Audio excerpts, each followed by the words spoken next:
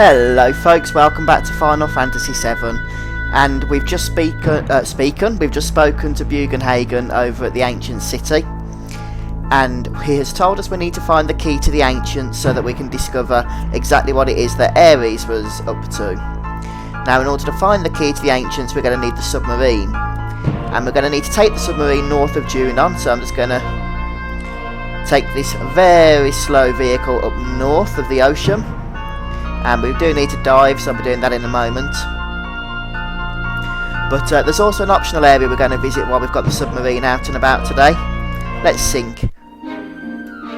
Right, so just going to keep heading north.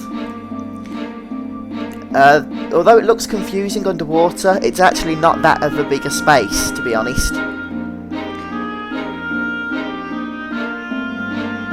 Especially in this centre part of the map, there's not really that much to do to get lost.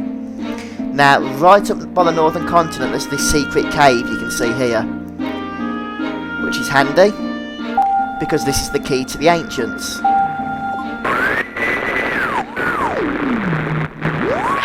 And if you ask me, that key is massive. It's like twice the size of the submarine, so goodness knows where they're actually keeping it. But hey, we've got it.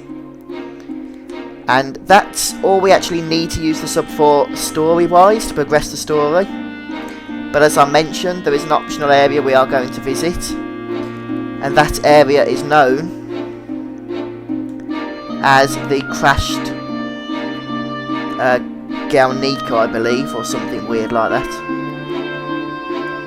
I'm just going to see if it's in here. It is in a cavey type area.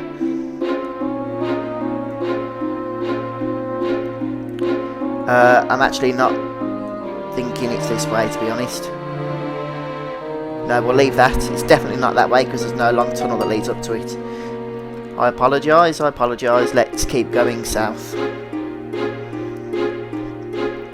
Now, the Crash Gelnika has some tough enemies, I will say that up front, so it is an optional area, but make sure when you visit it, you are fully prepared, to say the least. Out of this little bit. Okay, that's the secret cave over there.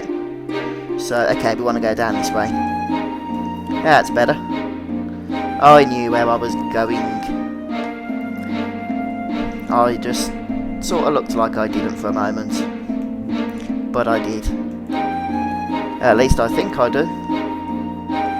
Now, if my calculations are correct, the Gelnika should be down this passageway here. And it is. That is what we're looking for, and that is what we found. So just ram it when you want to enter.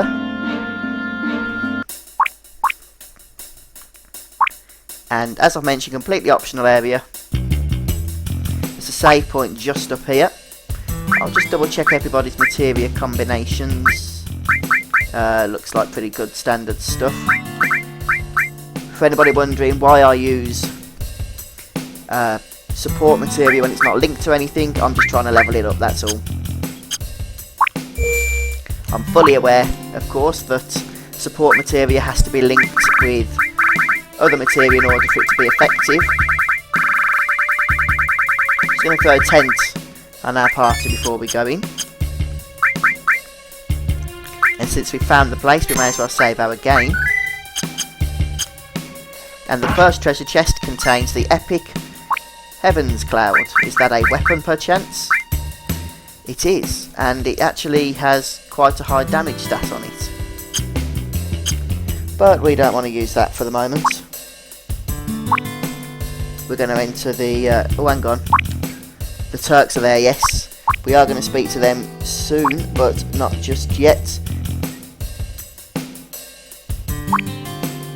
We're going to enter this door. We will go back to see the Turks, don't worry about that. Just trying to make sure that I get my bearings right. We just need to head to the lower floor. Escort guard.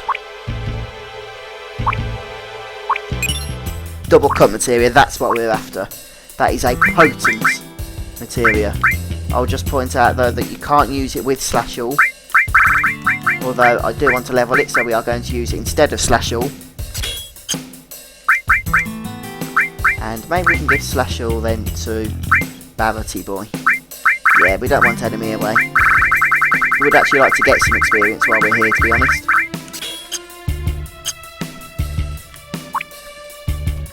As you can see, there is another weapon there. Ah, we missed another chest downstairs as well. Mega Elixir. No doubt we'll have an enemy encounter right about now as well, seeing as how we have removed that previous thing, whatever it was. A lot of the enemies here, if you have the patience, you can morph into sources, which is really quite useful.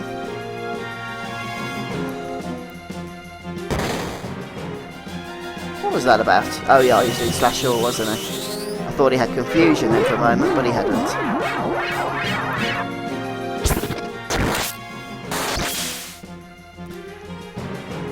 Now, as I mentioned, some of these enemies are tough, and some of them are going to take a bit of a pounding to get down. Fortunately, Cloud has a ribbon along with Barret. Ouch, that was painful. Let's get some White Wind going there.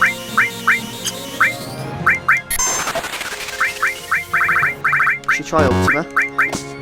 Tentacle is a nasty ability, but he doesn't have to build up their limit rates quickly.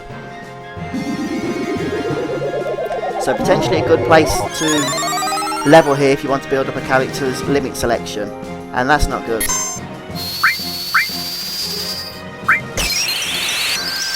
Let's see what Ultima does to this guy. 6,000 points of damage. Ultima's a nice spell.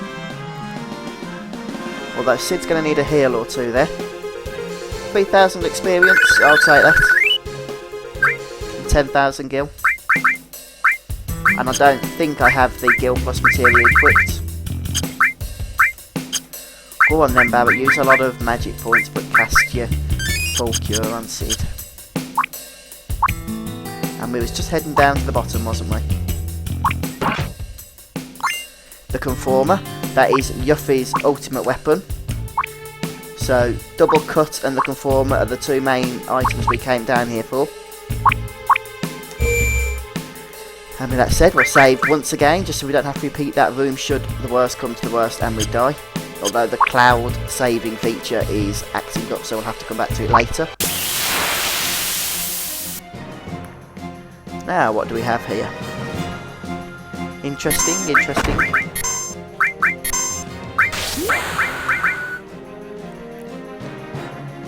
Let's see what sort of damage Sid does. 4k, not bad. These creatures are relatives of the beach pug, so they might be able to teach you Big Guard. To be honest, I really don't know though.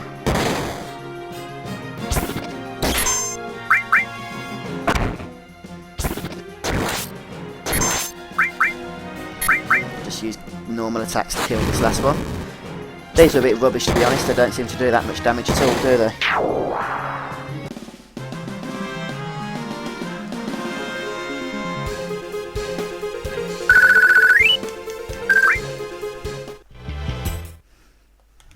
Yes, it's the Turks, and this is a purely optional battle, since how this is an optional area. I believe if you come back here on disc 3, or if you come here on disc 3 for the first time, you do not get this encounter, which is unfortunate. So I do recommend coming here around about now.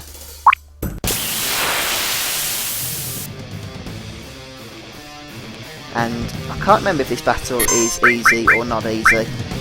So we'll start off by casting good old Big Guard.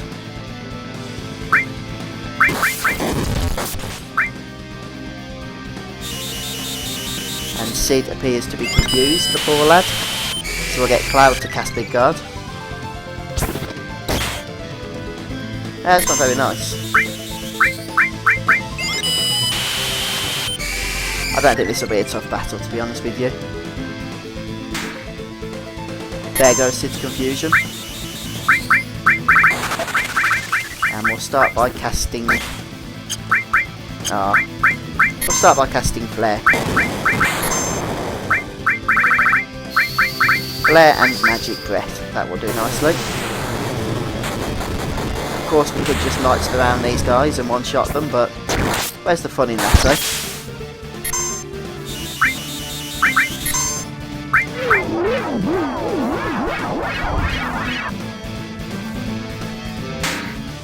Right then, we'll just rinse and repeat, I think. Seems to be doing a nice bit of damage now. Not too sure how much health they have, but I'm guessing it's not going to be a small amount. Okay, maybe it is. Does that? Yeah, Reno runs off by himself, so we have just Rude to deal with on his own. Shouldn't be a problem, I would think.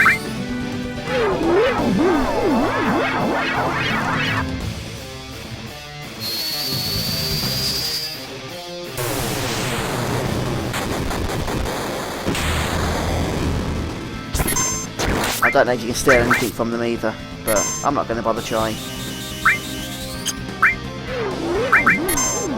And Barrett is almost out of magic points.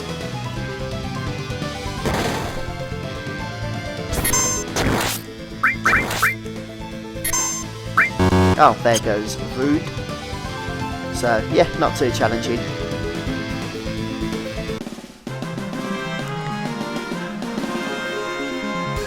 And for that battle you get 10,500 experience.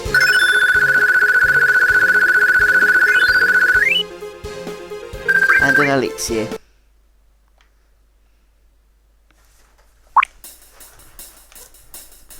So I believe this was the airship we saw taking off earlier from the airfield.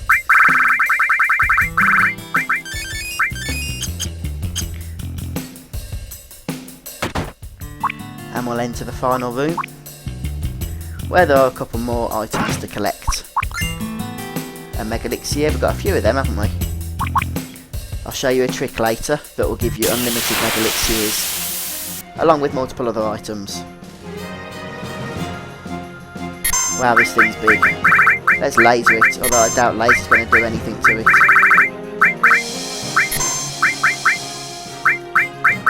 Oh, nice. Just healed Barrett for us. Yeah, laser's not really doing anything, so... Oh no, what did it change? I'm only putting big guard up because this thing looks like it has a lot of hit points. I mean, maybe it doesn't. Just keep healing Barrett, that's fine.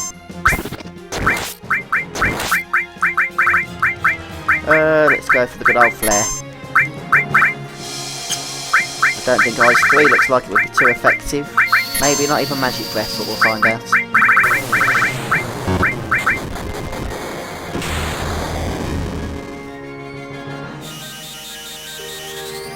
Right, Barrett can stick to standard attacks, seeing as how he's almost out of magic points. And so can Sid, seeing as how he just sucks.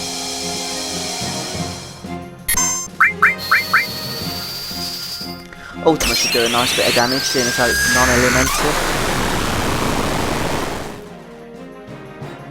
Well, I think this guy's got a high magic defense. So yeah, we'll stick to physical attacks. Aqualung.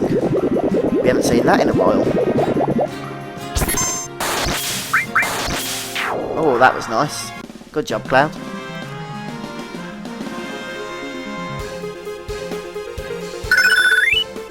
Sneak attack level up. Didn't actually get much from that guy, did we? Spirit Lance. Let's see how Sid will deal with that thing. Well, it's good, but it's not as good as his ultimate weapon, the Venus Gospel. What's he actually levelling up at the moment, anyway? MP Turbo and Ice. Yeah, we're going to give Sid the Spirit Lamp, the Venus Gospel, I think. See how he gets on with his ultimate weapon. And there is definitely a materia we want to collect from down here. It's the awesome Hades Summon Materia. And even though its use is a little bit limited if you have Knights of the Round, it is an awesome materia which I highly recommend you cast at least once. And the High Wind, which we just looted, is Sid's final limit break. So yeah, you'll definitely want to grab that.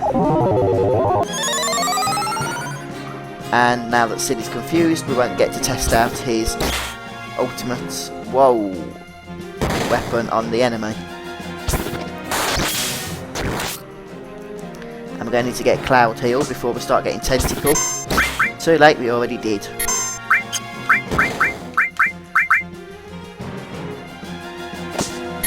Okay, not good.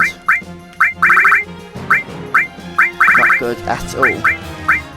Oh no, where's my freaking Phoenix Downs? Oh, there they are. Time to start moving. Unbelievable. Oh man, you've got to be so careful. And that's why it's annoying when you don't save your game. Since I had to restart the whole of this area. Not pleasant, I would say. Not too pleasant at all. But hopefully we'll do better now. As we start to make our way out. Cloud will do his double cuts. And hopefully Sid will copy. Yes, he will.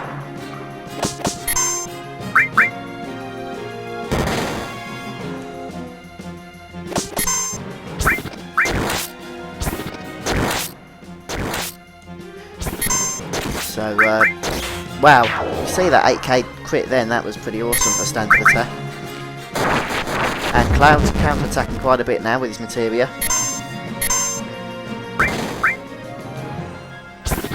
Hopefully we'll finish this one off with Sid's double cut. Yep, easy peasy.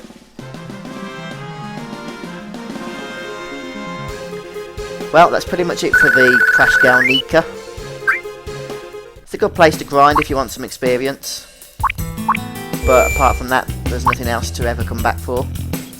Well, when I say grind for experience, I also mean grind for source items as well if you want to collect those. And you possibly do. So they're a sure way to boost your character's stats. And we'll raise up and head back to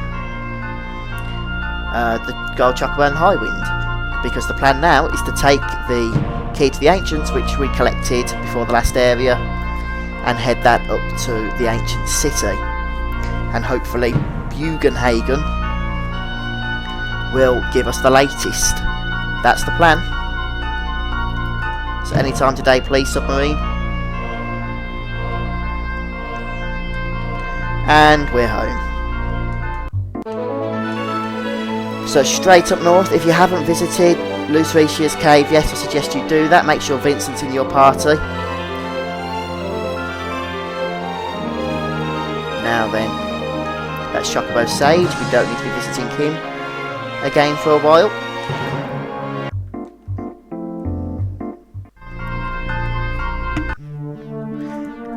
And once again, we'll go down the left-hand path. He says as Cloud just decides to run past it.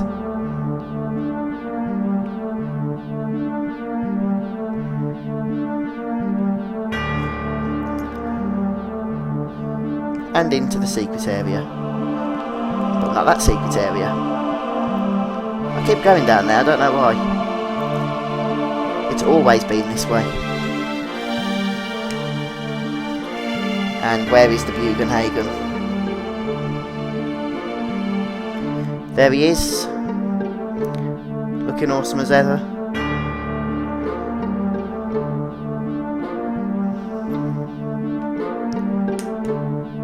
We certainly have.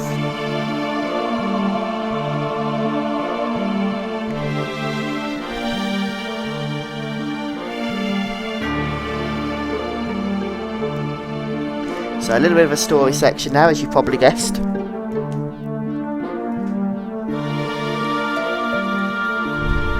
And the key has drastically shrunk since we collected it, it has to be said.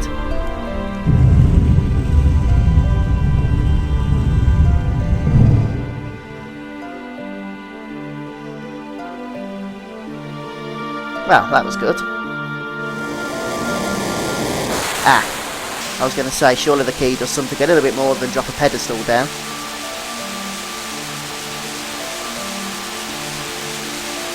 What's Baldy doing? Is he coming back?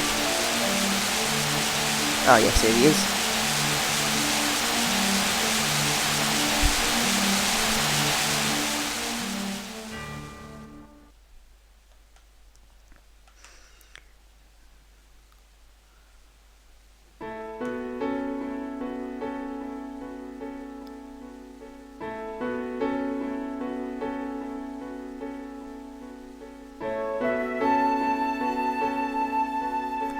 This is Aerith, of course, from where we was, well, this was the last time we saw her, unfortunately. And that would be the white materia.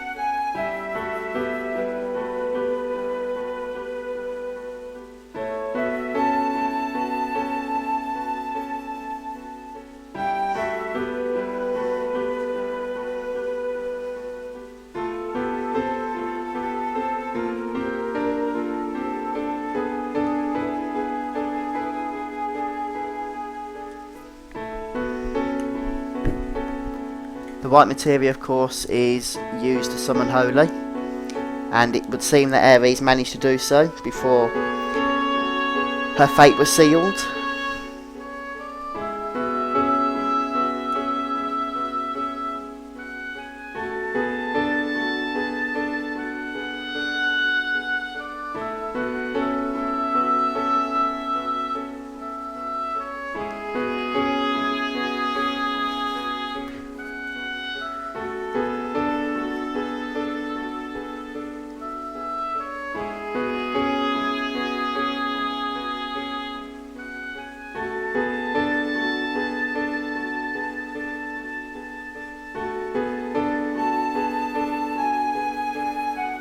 Yep, it's Sephiroth. Come here, Sephiroth, I'll kick your ass right now.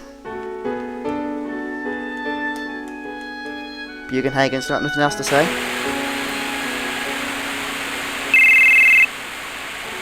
But what's this? A telephone call?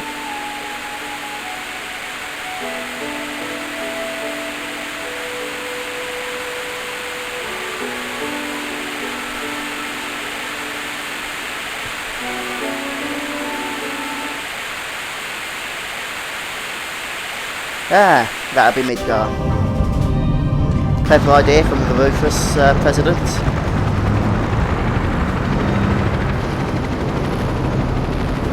So he's moved the cannon to Midgar in order to attempt to destroy Sephiroth with it. If you remember, we noticed the cannon went missing earlier when we visited Junon. To be honest, I have no idea how he moved this thing. I'm guessing we're not supposed to ask that, seeing as how there is probably no sensible answer to it.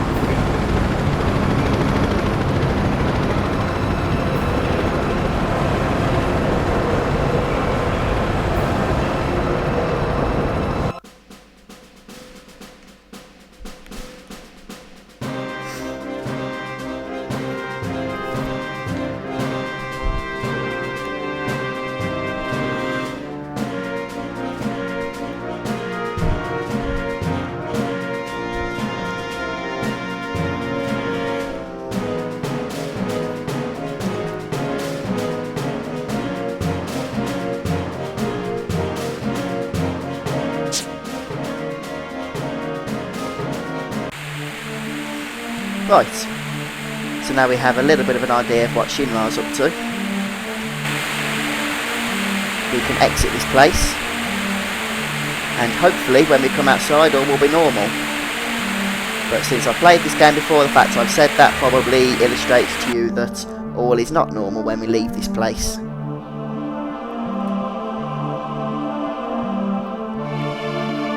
But hey, that's just the way things go.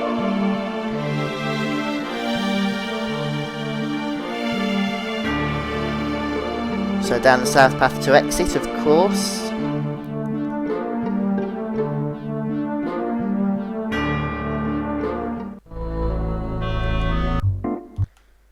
And we'll fire up the high wind. And what's this? Earthquake!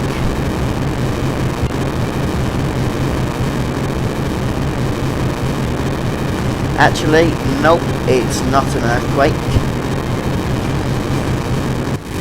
It's just another weapon attacking. This one is diamond weapon, not to be confused with emerald weapon that we've also seen underwater. And he's going to make his way over to Midgar now. If he reaches Midgar, it's game over. So we can't let him reach Midgar.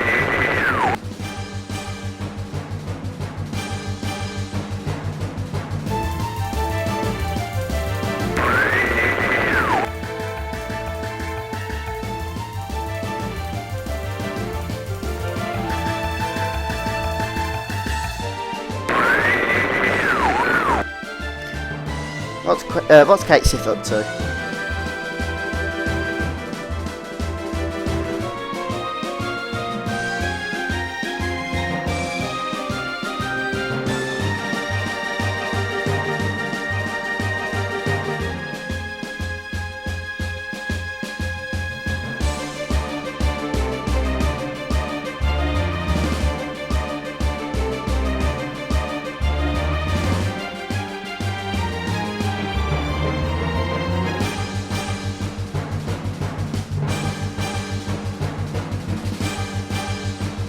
He's got a point, really.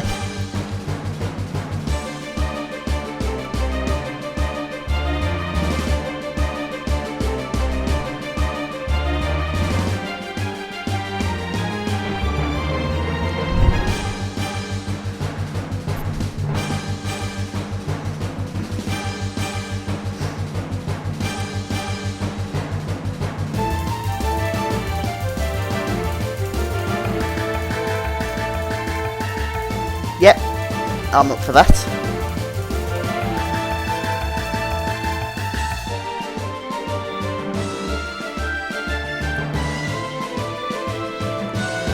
Right then, so we need to basically make a move now. Where's weapon? He should be around this joint somewhere. Let's head down to Midgar and maybe we will find him. There he is. You can ram into him, but nothing will happen. You've basically got to wait for him to turn up on the beach. So we'll land here. And while we wait for him, I think we'll finish the episode off here. And look forward to that fight in the next episode. And it is a fun fight, it's got a lot of hit points. So I hope you'll join me for that. And then we'll be heading back into Midgar if all goes to plan. So with that said, please rate this video if you've enjoyed it. I hope you have, and I hope it's been instructive to you if you are following along with me. Collected some nice items today, and we will continue next time. I've been Fuzzfinger. Thanks a lot, guys. Bye.